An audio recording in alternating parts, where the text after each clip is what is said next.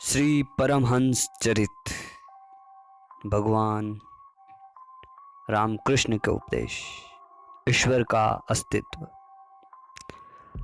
रात के समय आसमान में अनगिनत तारे दिखाई देते हैं, पर सूर्योदय होने पर वे दिखाई नहीं देते। पर इससे क्या कोई यह कह सकता है कि आकाश में तारे है ही नहीं? इसी प्रकार से अविद्या के रहते यदि ईश्वर का दर्शन नहीं होता तो क्या कोई कह सकता है कि ईश्वर है ही नहीं? ईश्वर के नाम और भजन के भाव अनंत है। उसमें से जिस मनुष्य को जो नाम तथा भाव पसंद है वह उसी से सबको पुकारता और ध्यान करता है। उसी से वह ईश्वर को पाता भी है।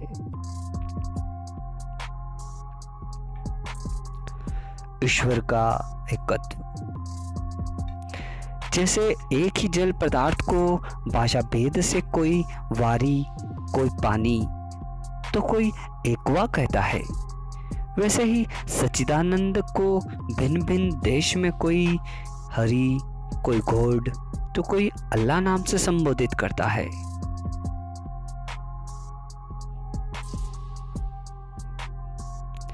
जैसे कुम्हार की दुकान में हंडिया, मटका और दीवा इत्यादि तरह तरह के पात्र है, परंतु सभी के भीतर मिट्टी समान ही रहती है।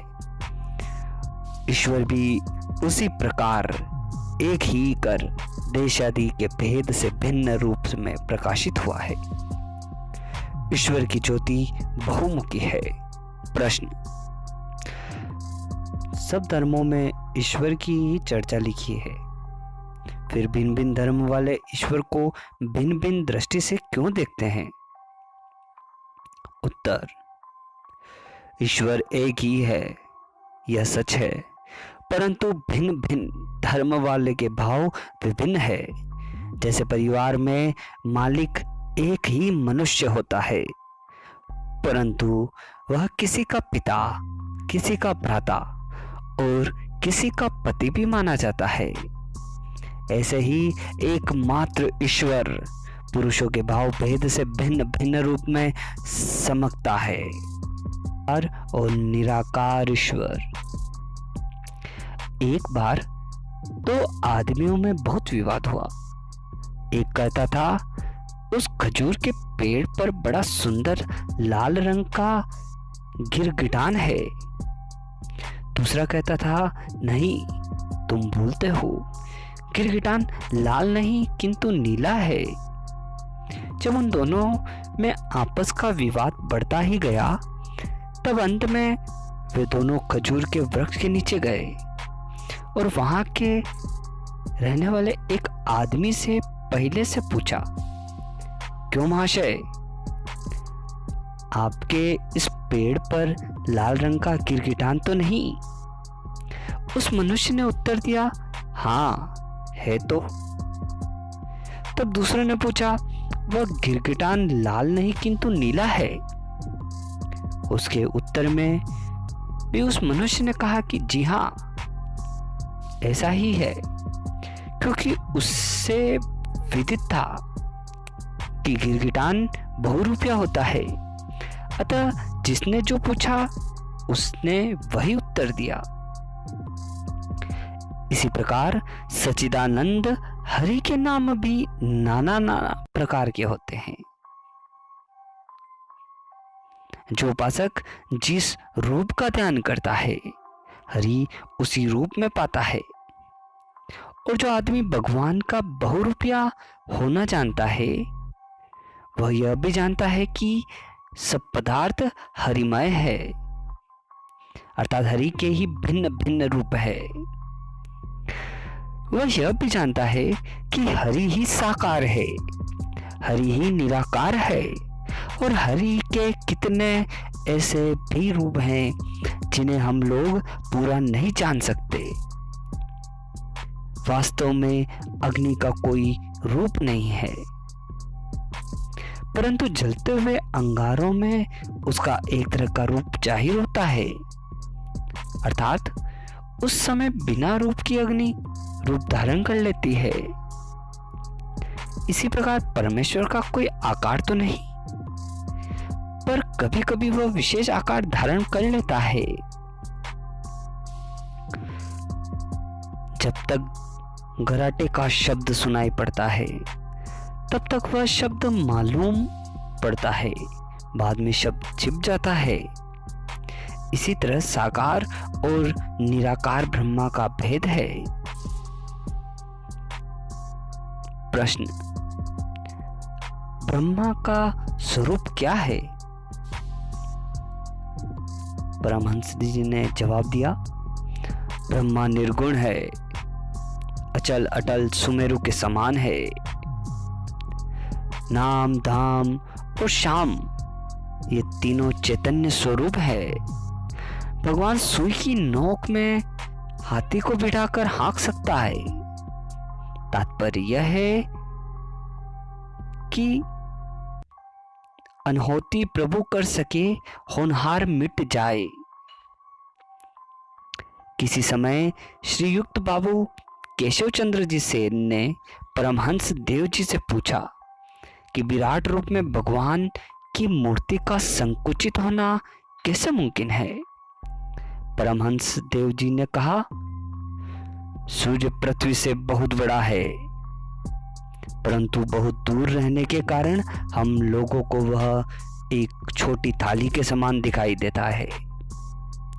भगवान भी उसी प्रकार संकुचित नहीं है, परंतु दृष्टि से परे होने के कारण हम लोगों को वह संकुचित जान पड़ता है।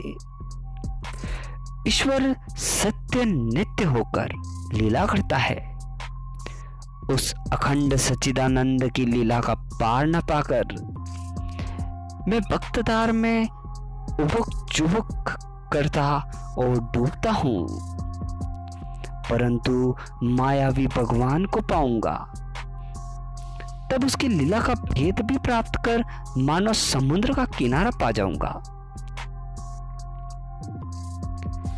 व्यक्त और अव्यक्त ईश्वर। पानी जम जाने से जैसे बर्फ बन जाती है, उसी प्रकार साकार मूर्ति को ही सच्चिदानंद का भाव समझना चाहिए। ईश्वर एक ही है, परंतु भाव के भेद से उसमें भेद जान पड़ता है।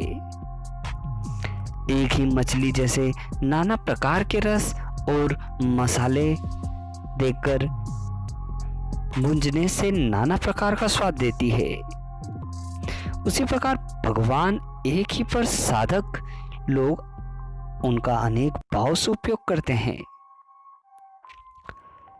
माया और ब्रह्मा। प्रश्न, माया और ब्रह्मा में किस प्रकार का अंतर है? उत्तर, चलते सांप की तरह ब्रह्मा की अवस्था माया है और स्थिर सांप की तरह ब्रह्मा की व्यवस्था और अवस्था ब्रह्म है। तात्पर्य यह है कि ब्रह्मा की शक्ति में हरकत होना ही माया है और ईश्वर का होना ही ब्रह्मा। जैसे समुद्र में जल कभी स्थिर और कभी चपल होता है, वैसे ही ब्रह्मा स्थिर और माया चपल है। प्रश्न, ब्रह्मा और उसकी शक्ति के तादात्म्य स्वरूप में किस प्रकार का संबंध है? उत्तर, जैसे अग्नि और उसकी जलाने की शक्ति यानी ताकत में है, पंचभूत के फंदे में पड़कर ब्रह्मा कदंत कर रहा है। क्या माया देखने में आ सकती है? एक बार महर्षि नारद जी ने भगवान से प्रार्थना की कि हे भगवान, आप मुझे अपनी अघटित माया का दर्शन कराइए। परमेश्वर ने कहा, अच्छा दिखाऊंगा। इसके बाद भगवान कहीं घूमने निकले। थोड़ी दूर जाने पर भगवान को प्यास लगी। प्यासे होकर नारायण नारद से बोले, हे नारद, जहां से मेरे लिए जल लाकर मुझे पिलाओ। नारद तुरंत जल लाने गए, पर आसपास उन्हें वहां कहीं जल नहीं मिला। दूर जाने पर एक बहती हुई नदी दिखाई पड़ी। नदी के किनारे पहुंचने पर नारद जी को एक अनंत सुंदरी स्त्री दिखाई पड़ी। उसका रूप देखकर उस पर वे मोहित हो गए। उसके पास जाने पर वह नारद जी से चिकनी चुपड़ी बातें करने लगी। थोड़ी ही देर में दोनों परस्पर प्रेम बंधन में बंध गए। नारद जी ने उसे लेकर वही डेरा जमा लिया। उससे कई लड़के हुए, जिसके पालन पोषण में लगकर वे पूरे गृहस्थ बन गए। कुछ दिन बाद वहां महामारी फैल गई, जहां तहां लोग मरने लगे। अतः लड़के वालों को लेकर उस देश को छोड़ नारद जी ने वहां से भागने का विचार किया। उनकी स्त्री भी उस बात पर राजी हो गई। तब वे दोनों अपने लड़के लड़कियों को लेकर निकले। मार्ग में एक पुल मिला। उस पुल से वे जा रहे थे कि उसी समय पुल टूट गया।